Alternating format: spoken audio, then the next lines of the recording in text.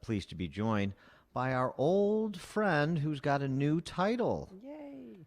Our old friend, of course, is Burgess Owens. He is a Super Bowl champion, former NFLer, author of Why I Stand From Freedom to the Killing Fields of Socialism, and you may call him now the Honorable Burgess Owens. He is a congressman from Utah's 4th. Burgess, thanks for joining us. Appreciate it. Dan and Amy, thank you so much. Looking forward to chatting with you guys for sure. So, what about Nancy Pelosi's shutdown of Congress because of this perceived threat emanating from the Twitter sphere? Well, if we learn our history, we recognize that fear is always used by those who want to control others. And we live in a country that's based on faith. We always have been. We dream. We take risks. I mean, we're the country of entrepreneurs. We get up every single day and figure out if we want to achieve something, we have the right to try and to fail. These guys it's an amazing process to see what's going on. And I tell you, Dan, I think the upside is very simply this. We've been talking about the hard left for a long, long time. Many of us have been talking about the threat of socialism, Marxism. It's not taught in schools nowadays. It is. Oh, by the way, there's a remarkable book. I can't highlight this enough. Written back in 1958 called "The Naked Communist."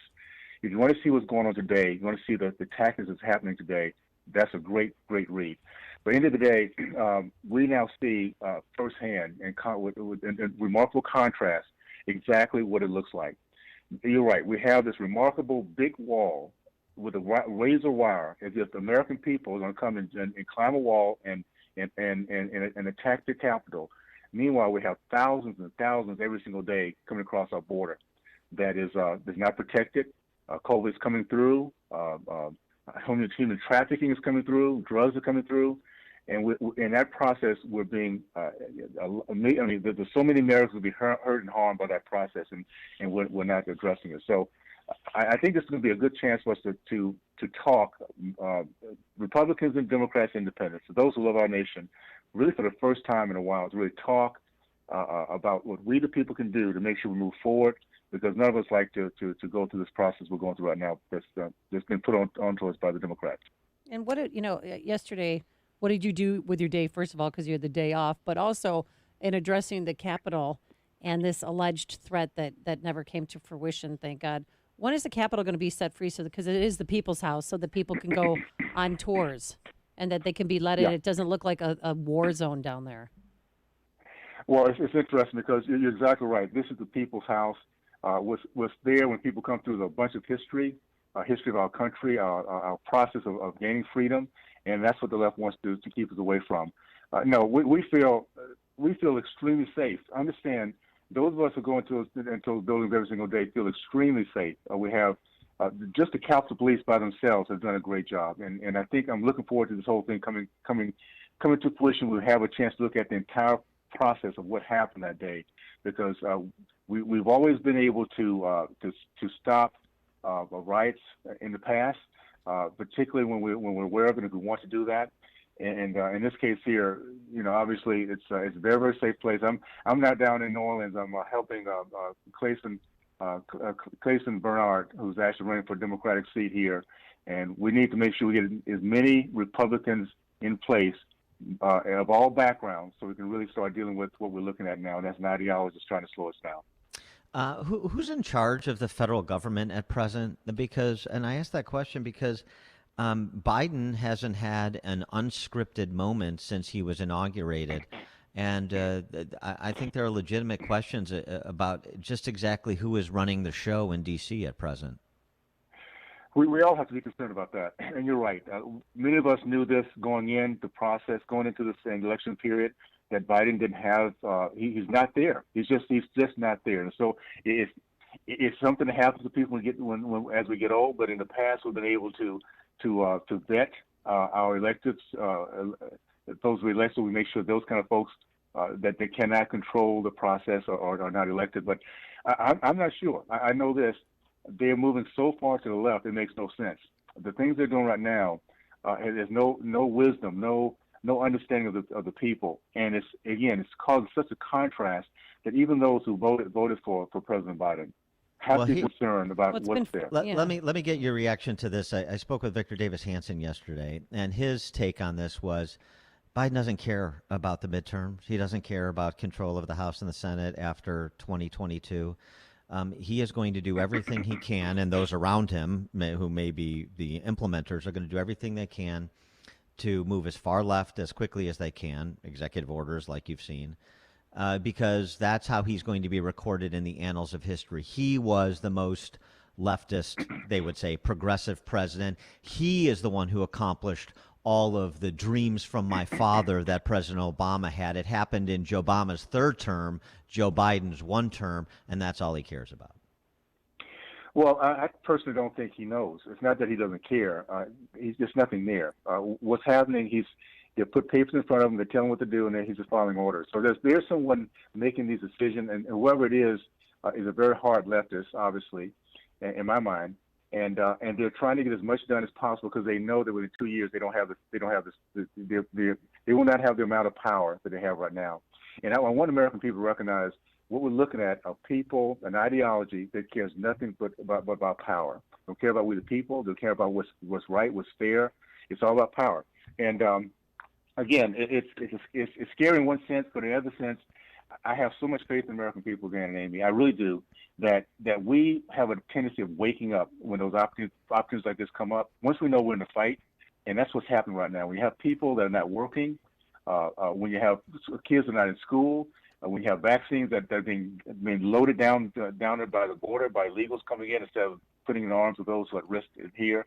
These are emotional issues that really get us to talk in a way that we have not in the past. Wait. And Yeah, I'm go sorry. ahead, Amy. You You had a said question? the illegal immigrants that are coming in, they're getting vaccinated at the border?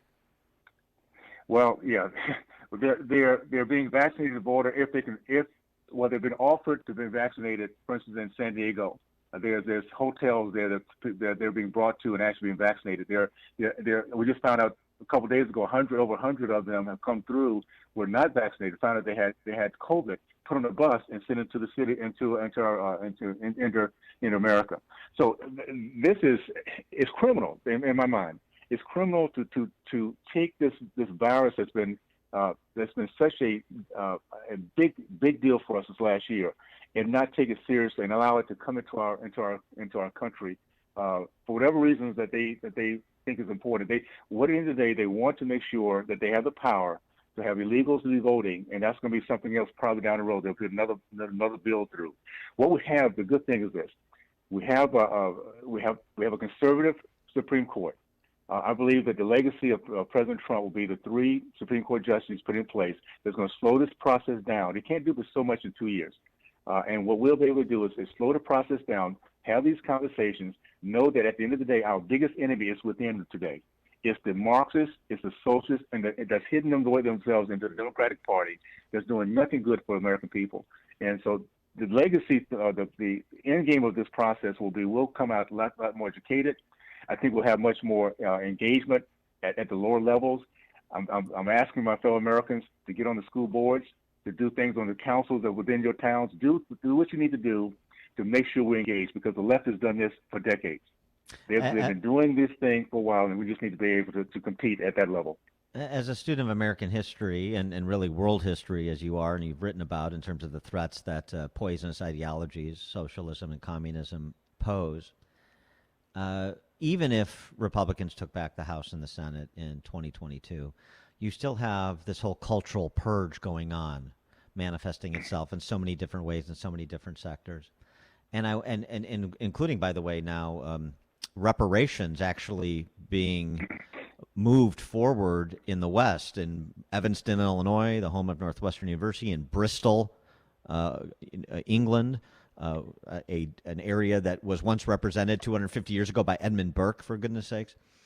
I wonder what you think the greatest threat, that the greatest presentation of threat, the cultural purge is that's occurring with the cultural purge, and where people you think would be highest and best, where they could put the highest best use of their time in terms of pushing back. Again, Dan, the biggest part of this is us waking up, us knowing that we have a threat. We're now understanding that we're now seeing what kind of cancel culture looks like, and it's at some point the American people are going to get very, very sick and tired of this. I think the greatest thing that's coming out of this is recognizing that we've been under attack for a long, long time. The leftists have been attacking our kids in the educational system, and that's actually what was defined way back when Karl Marx said that the first battlegrounds rewriting of history. They have known that if you change the way our kids think, they can change this intergenerationally.